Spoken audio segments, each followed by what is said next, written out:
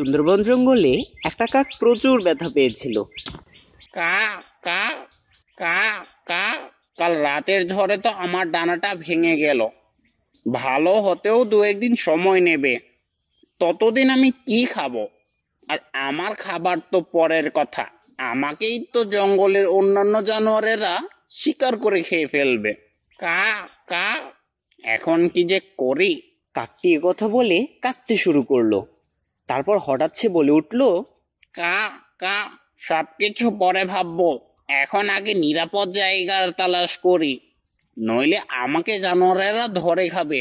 যাই, নিরাপদ জায়গা দেখি কোথায় আছে। কাকটি এগুলো ভাবতে থাকলো।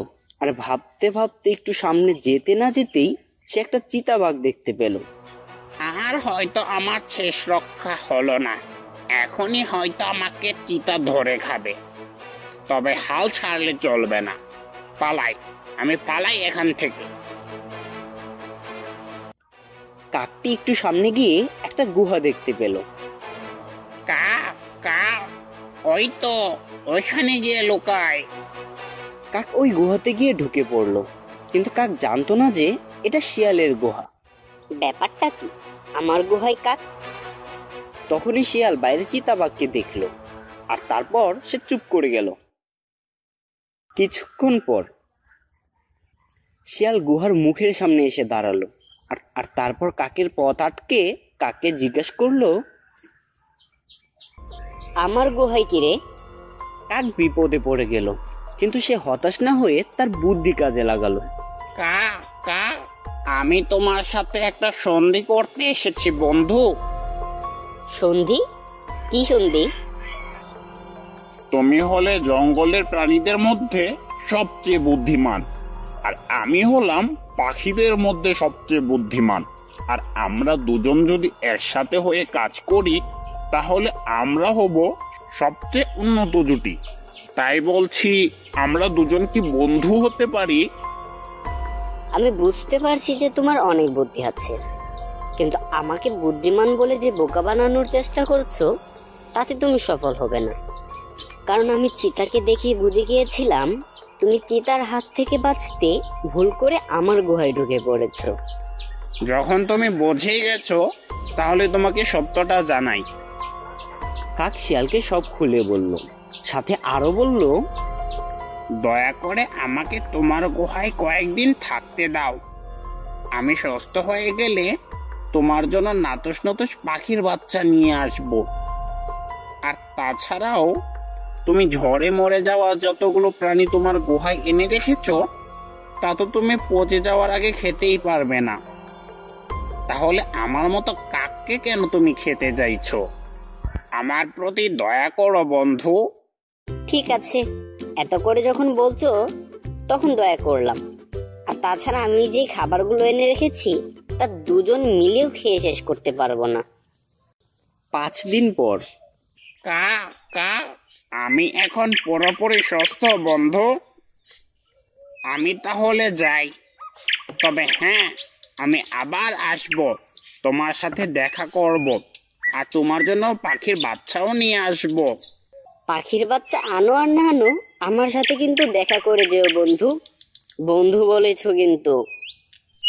কা কা অবশ্যই অবশ্যই বন্ধু।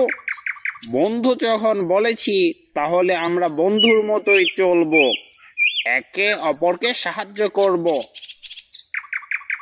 শিয়াল ও কাকের বন্ধুত্ব খুব ভালোভাবেই চলতে লাগলো।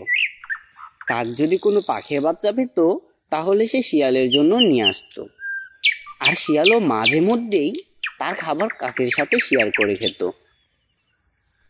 এমনিভাবেই তাদের বন্ধুত্ব চলতে লাগলো। তারা আরো ভালো বন্ধুত্বে পরিণত হলো। এমনিতেই অনেকদিন চলে গেল। কিছুদিন পর। কা কা কা কা ওদিকে যেও না বন্ধু, ওদিকে যেও না, ফাঁদে পড়ে যাবে, ওখানে শিকারী ফাঁদ পেতে রেখেছে। শিয়াল ওইখানেই দাঁড়িয়ে গেল। তারপর কাক শিয়ালের কাছে এসে বলল, কা কা এখানে একটা শিকারী ফাঁদ পেতে রেখেছে, তুমি এই সামনে গেলেই তাতে ধরা পড়ে যাবে, আর তোমার চামড়া ছিলে সে বিক্রি করে দেবে। হ্যাঁ বন্ধু, তুমি ঠিকই বলেছ। শিকারী আমাকে পেলে আমার চামড়া তুলে বিক্রি করে ফেলবে। তুমি আমাকে আজ বাঁচালে বন্ধু।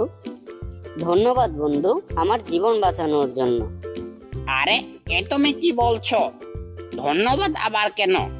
আমরা তো বন্ধু, আর একজনের উপকার তো আরেকজন নিশ্চয়ই করব। বন্ধু যে আমরা, বন্ধুরা একজনের উপকার আরেকজন নিশ্চিন্তে করে। আর তুমিও তো আমাকে একদিন বাঁচিয়েছিলে। জীবন বাঁচার পাশাপাশি আমি আর একটা শিক্ষাও পেলাম।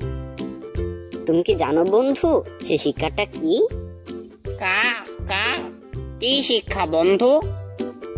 আমরা যদি একজনের উপকার করি তাহলে সেও আমাদের উপকার করতে পারে। আর আমাদের বন্ধু বান্ধবরা আমাদের অনেক বিপদে কাজে লাগে। কি তাই না বন্ধু? হ্যাঁ বন্ধু, একদম ঠিক বলেছ। বন্ধু বান্ধব অনেক কাজের হয়, আর আমাদের সবারই বন্ধুদের উপকার করার দরকার। তাহলে আমাদের সবারই